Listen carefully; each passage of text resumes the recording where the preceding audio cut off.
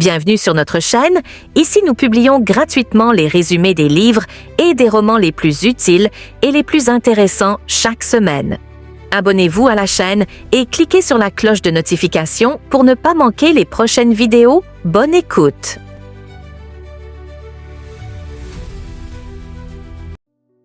Et si tout ce qu'on vous avait appris sur le travail et la réussite était incomplet, voire totalement faux?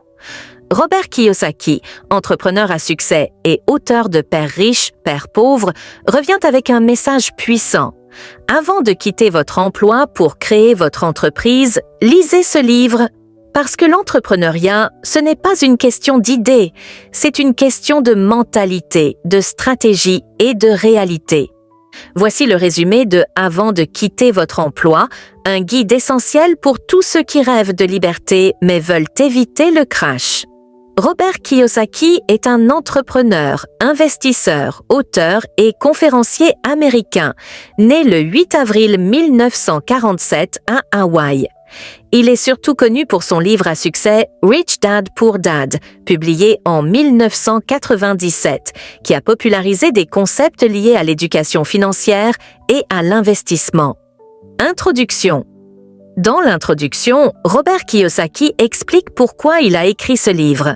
Il veut préparer les personnes qui rêvent de devenir entrepreneurs à affronter la réalité du monde des affaires.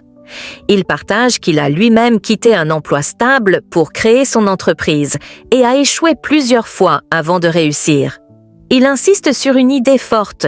Avoir une bonne idée ne suffit pas pour créer une entreprise. Il faut aussi avoir les bons réflexes, une éducation financière solide, du courage et une mentalité différente de celle d'un employé. Chapitre 1. Quelle est la différence entre un employé et un entrepreneur? Dans ce chapitre, Robert Kiyosaki explique la différence fondamentale de mentalité entre un employé et un entrepreneur. L'employé cherche la sécurité, un salaire stable, des avantages, un cadre clair. L'entrepreneur cherche la liberté. Il prend des risques, crée des solutions et accepte l'incertitude. L'auteur dit que le plus grand obstacle à devenir entrepreneur, c'est l'état d'esprit. Beaucoup rêvent de liberté financière, mais sont trop attachés à la sécurité d'un emploi. Un employé qui voit un problème au travail attend souvent que son chef le règle. Un entrepreneur, lui, voit ce même problème comme une opportunité de créer une solution, peut-être même une entreprise.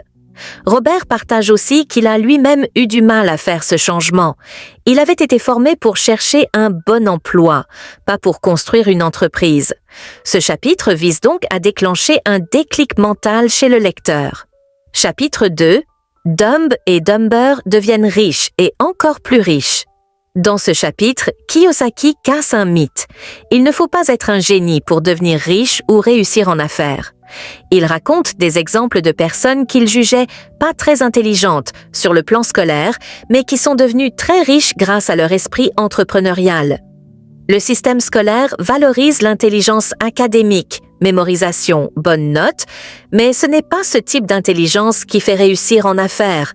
L'intelligence pratique, l'audace, la capacité à prendre des décisions et à apprendre des échecs sont bien plus importantes.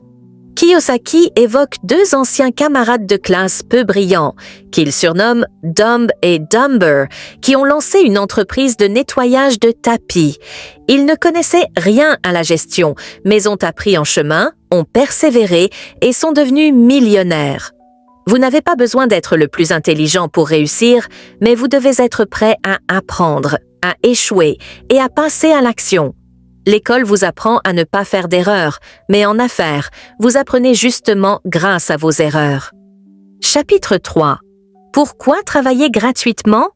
Kiyosaki dit que travailler gratuitement peut vous rendre riche. Ça paraît fou? Pas tant que ça. Il explique que le but de l'entrepreneur n'est pas d'échanger du temps contre de l'argent, mais de créer de la valeur, même sans paiement immédiat. Quand il a lancé son entreprise, il a passé des mois à travailler sans salaire. Démarcher, tester des idées, apprendre.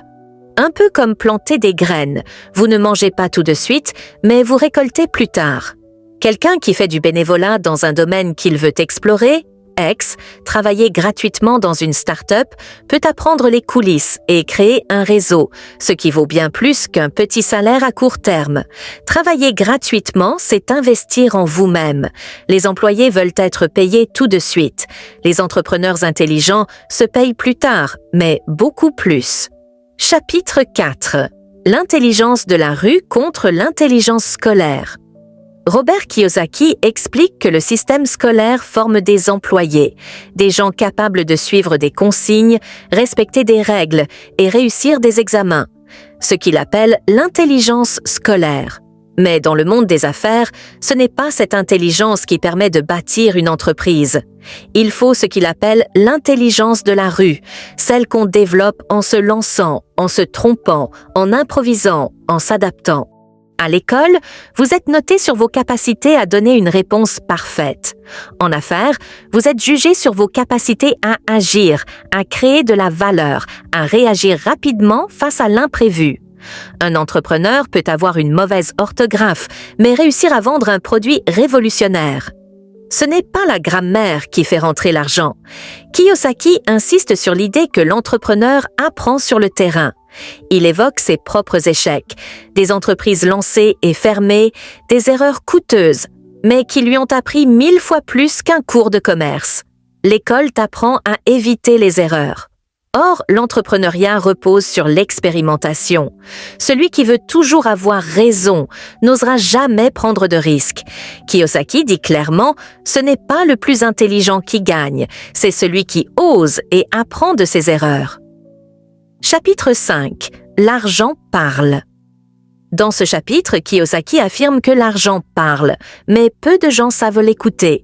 L'argent raconte toujours une histoire, celle de vos choix, de votre vision, de votre stratégie ou de vos erreurs. Il insiste sur une idée forte. Les états financiers sont le miroir de la santé de votre entreprise. Si vous ne savez pas les lire, vous êtes aveugle. Beaucoup d'entrepreneurs débutants lancent leur business avec passion, mais sans maîtriser leurs chiffres, revenus, dépenses, marges, dettes. Kiyosaki dit que c'est comme piloter un avion sans tableau de bord.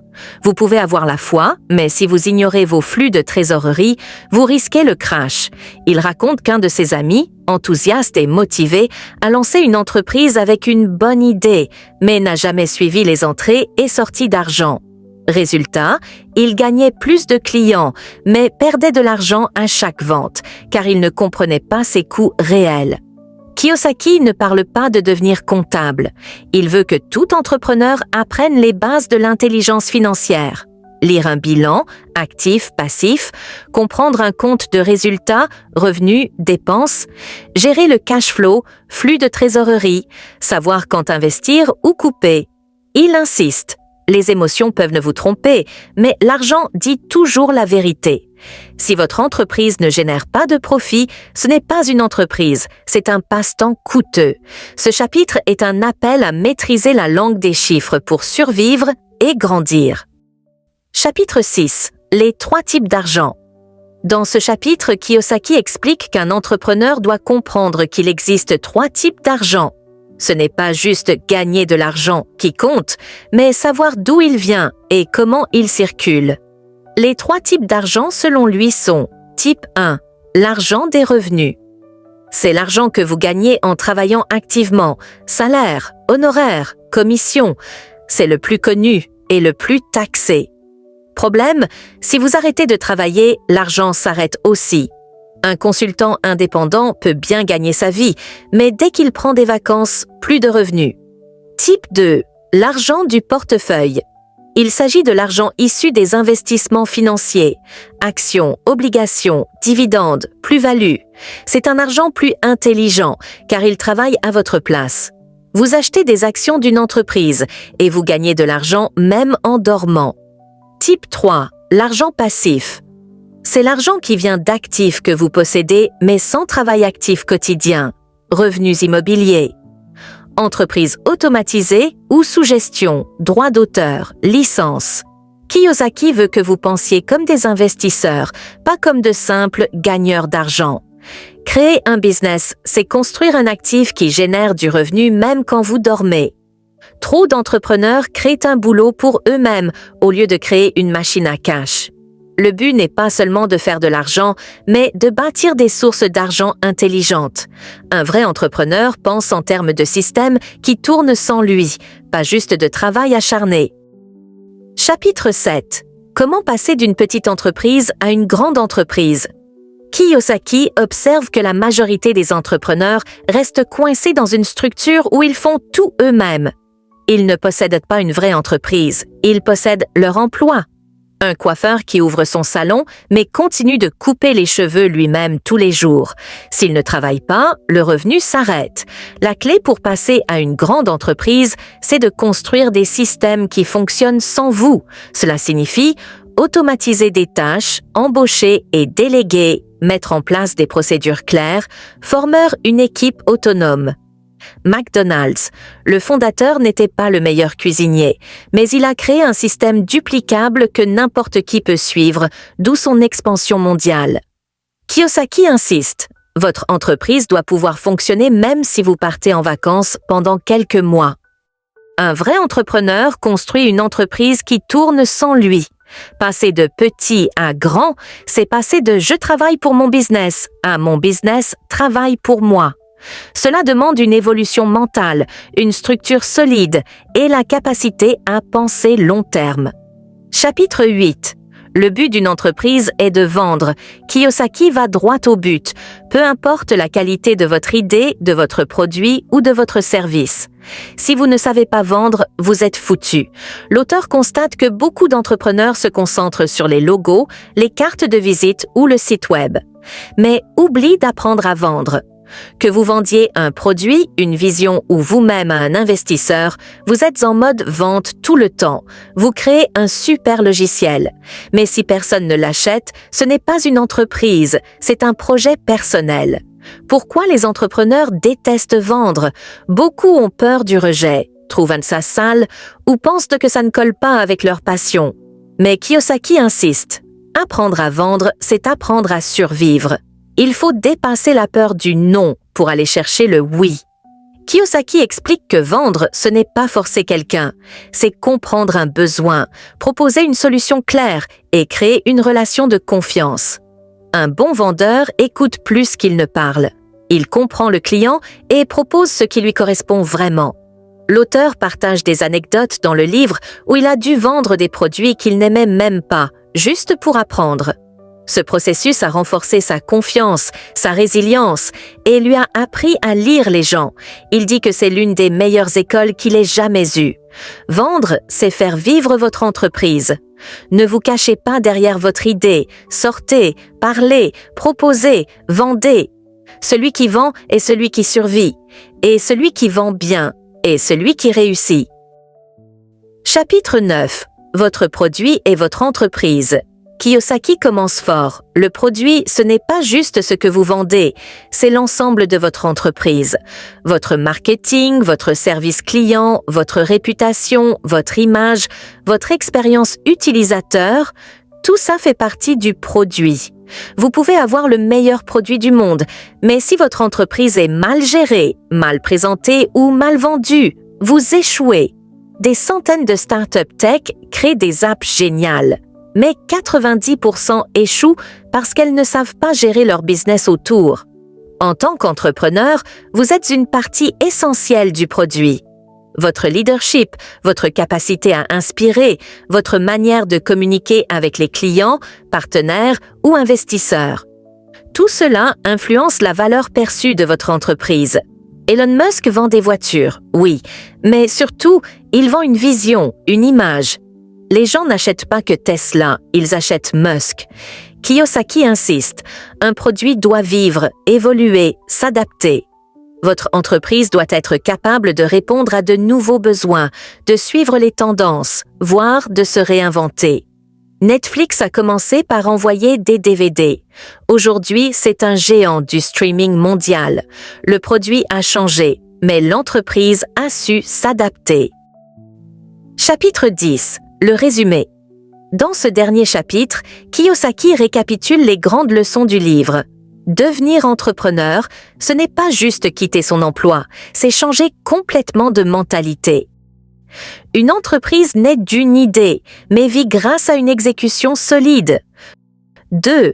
Savoir gérer l'argent. Cash flow, c'est vital. 3e, une entreprise, c'est une équipe, pas une personne seule. 4e, les ventes et le marketing sont votre bouée de sauvetage. 5. Il faut penser comme un entrepreneur, pas comme un employé. 6. L'intelligence financière est une compétence obligatoire. 7. Préparez-vous à l'échec, il fait partie du processus. 8. Créez un plan solide avant de quitter votre emploi. N'attendez pas d'avoir tout compris pour commencer, mais commencez à apprendre avant de tout quitter. L'entrepreneuriat n'est pas une ligne droite, c'est une route avec des bosses, des surprises et beaucoup de leçons. Il encourage le lecteur à tester petit avant de quitter son emploi, se former continuellement et surtout à ne jamais cesser de penser comme un créateur de valeur. Ce chapitre conclut le livre comme un mentor bienveillant. Rêve grand, mais prépare-toi sérieusement. Parce que le courage seul ne suffit pas, il faut aussi de la clarté, des compétences et une vision. Si vous avez aimé cette vidéo, n'hésitez pas à vous abonner et à partager vos réflexions dans les commentaires. Rappelez-vous, rêvez grand, mais préparez-vous sérieusement. À bientôt pour de nouvelles explorations sur la route de l'entrepreneuriat.